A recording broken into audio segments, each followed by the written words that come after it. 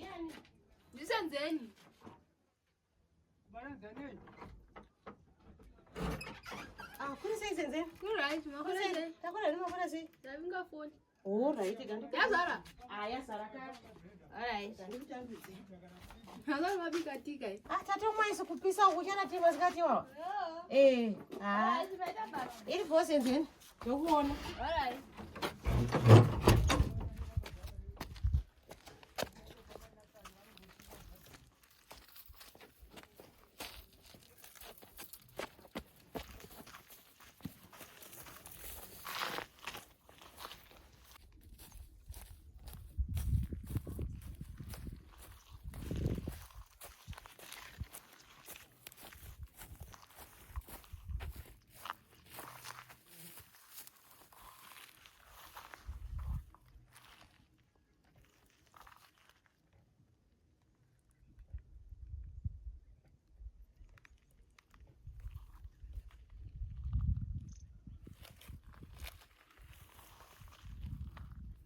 Hello, Magadi.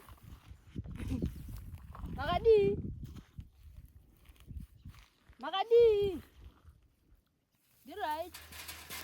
Ndimada zvokufenza waya, mukafenza waya kuno kushurugwe. Ndimave light on fencing here. Ndine waya dzandotengesa zvikana mchida kuzoenda kumwe kundofenza ndotengesa dzimwe waya dzandinadzo ita dzisina mboshanda kana mchida.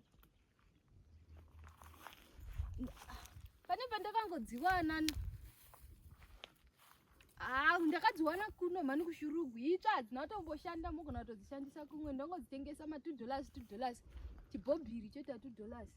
Undi zvanga uya kurutura foni yake pachaja chitora waya dzangu kai. Asi chini mwana uyu ipapo. Mira ipapo senzeni andikutaura. Senzeni mira ipapo. Kuinika uri mbavha sei kudaro iwe.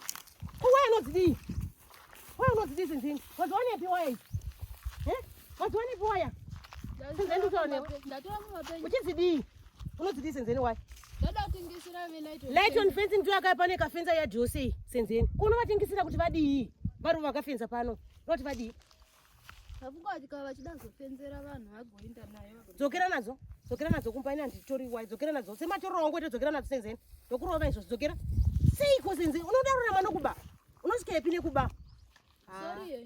Dzokera nadzo. Dzokera nadzo senzeni. Dzokera newaya dzangu. Izvozvi kurumidza. Kurumidza senzeni handidi kutaura. Dzokera nadzo.